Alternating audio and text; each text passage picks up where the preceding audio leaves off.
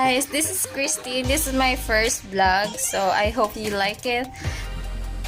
So ngayon, gagawin ko, mag-makeup ako, natural makeup lang. So that's my everyday makeup. Hindi siya yung sobrang kapal. Sakto lang. So, let's start, okay?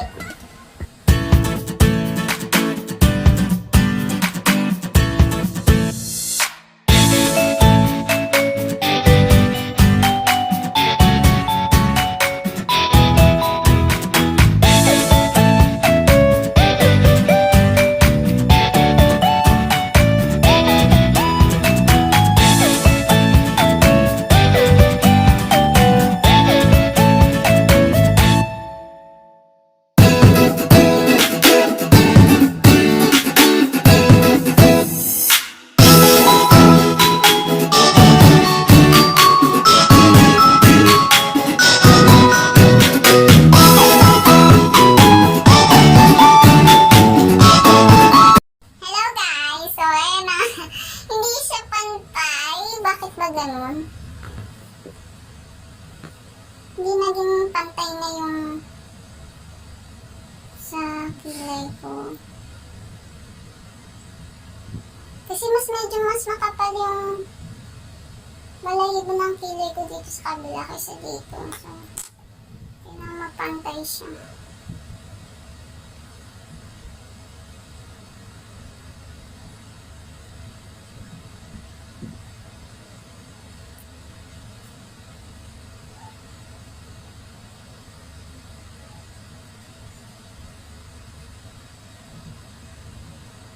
Pero pag sa salamin mo siya titingnan, parang okay naman. Pero pag sa cellphone, parang iba yung itsura niya.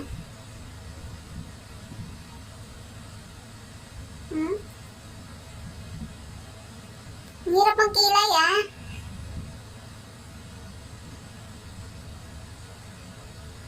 Magagaling magkilay dyan. Shout out. Pa-help naman po. Kasi hindi marunong magkilay si Joy. My goodness. Kilay-kilay lang. Saktong kilay-kilay lang. Pero ang hirap talaga magkilay, honestly. Maabot ako minsan ng 5 to 10 minutes para lang sa kilay. Inuulit-ulit ko siya kasi gusto ko maging perfect. Hindi perfect yung kilay ko. Kaso hindi talaga siya mag-perfect eh. Ang hirap niyang pantayin.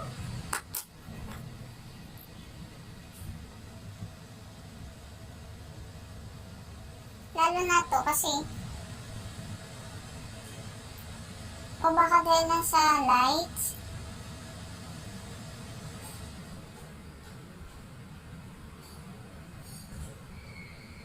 Diba ang tagal? Ang tagal-tagal ko talaga. Dito ko nalilate eh. Pagkikilay eh.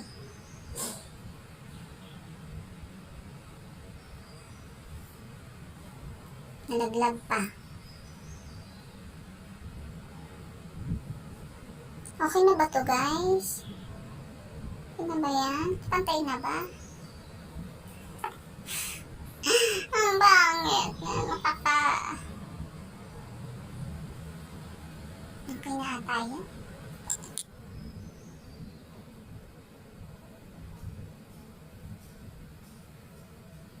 Manipis kasi talaga kilay ko. Ginagawa ko, nagka-castor oil lang ako gabi-gabi na may olive oil para kumapal siya. Ganun yung secret ko. Isa pa lang yung nakapal, yung isa hindi pa.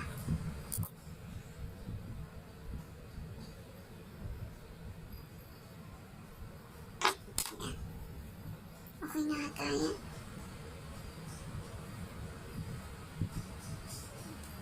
Ayan. Ayan na. Kita niyo na yung tibili ko. So, let's move to magpa-powder na tayo. I use Tanako. Ito, dito sa Thailand, sikat kasi to si Tanako. Hindi ko lang alam kung kilala talaga siya, pero marami kasing gumagamit ng Tanako. Pantanggal din kasi siya ng mga acne. So, meron din sila ditong Tanako foundation, powder foundation. So, ito yung ginagamit ko sa mukha ko.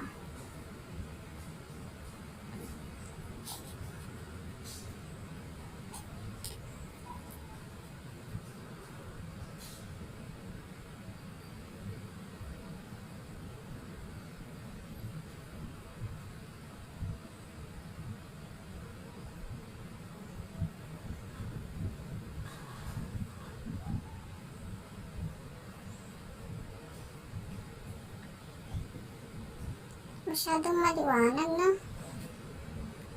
Nasa ano kasi ako.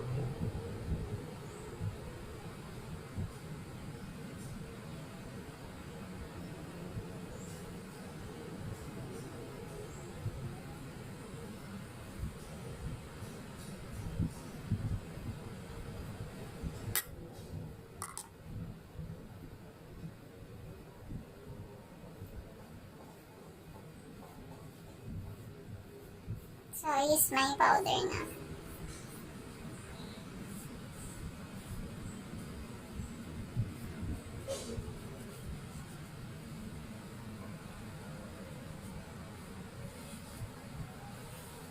Magmumukha na akong espasol nito.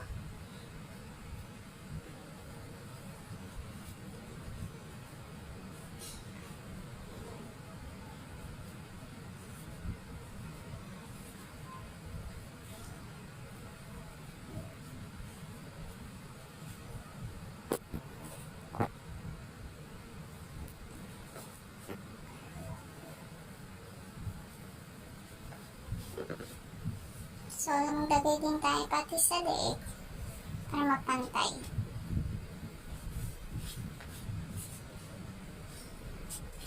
Pangit naman kung maputi lang yung ano, diba?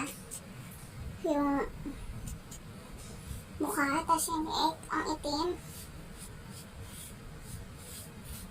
Dapat pantay siya.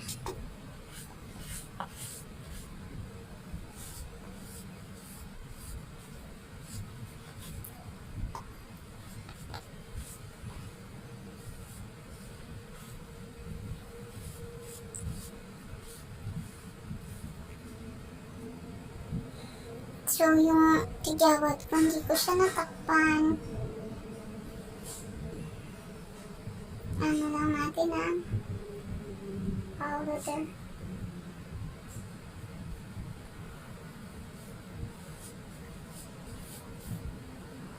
Medyo kulot pala ako, guys. Hindi straight yung buko, kulot. Medyo, hindi as in kulot na kulot. Wavy na pagkakulot. Hindi siya pantay, no?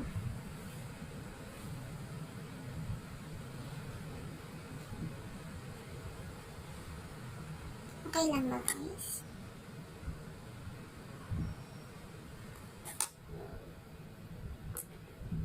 Balik na naman sa kilay.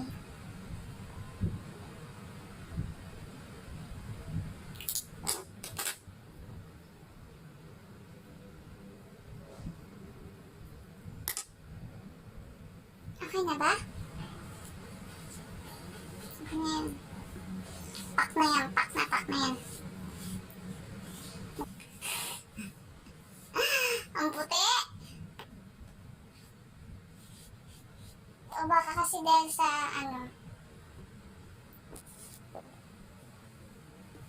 hindi naman. Parang sakto lang naman.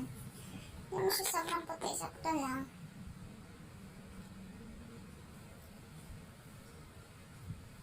Dito daw mapakali sa kilay.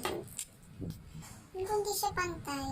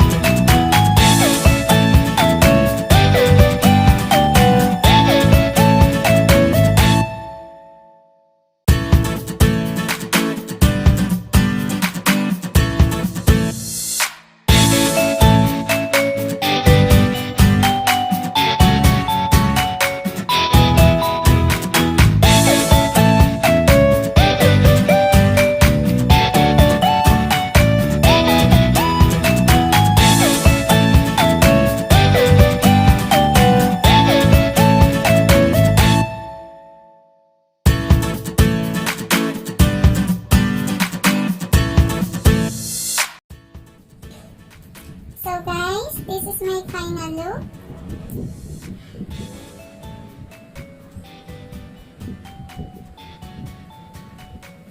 Ayan siya, may pa-bridge. Ito ang tamang bridge yung inuha.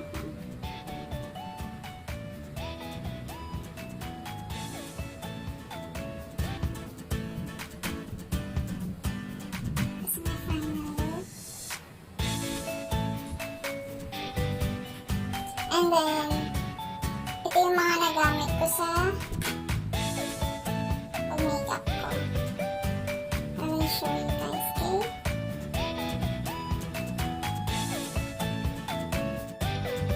So guys, ito yung mga makeup kit ko. Ilan dito yung mga nagamit ko ngayon sa vlog ko. So, ito yung nagamit ko sa una. CC cream. Paubos na siya, kailangan niya ng palitan.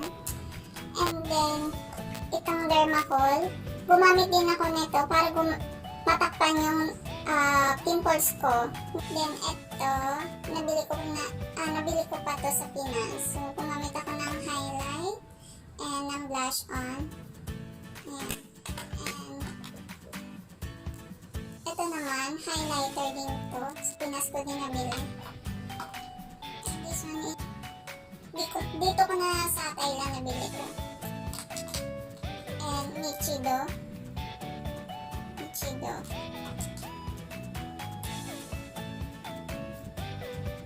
And this one is mascara.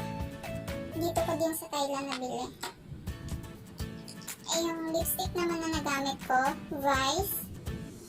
Kavog na brand. Kavog.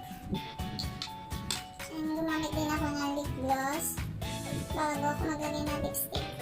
And I also use this one, matte setting powder.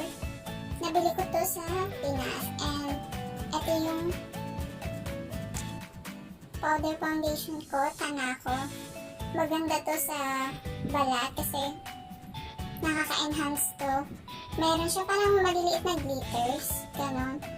Then, gamot din ito sa mga acne. Nilalagay din siya sa mukha. Pero ito is foundation type. So, powder type siya. And then guys, Okay guys, thank you for watching. I hope you enjoy it. So if you have some questions, please comment down below. And don't forget to subscribe my channel here and click the notification bell. Thank you so much guys.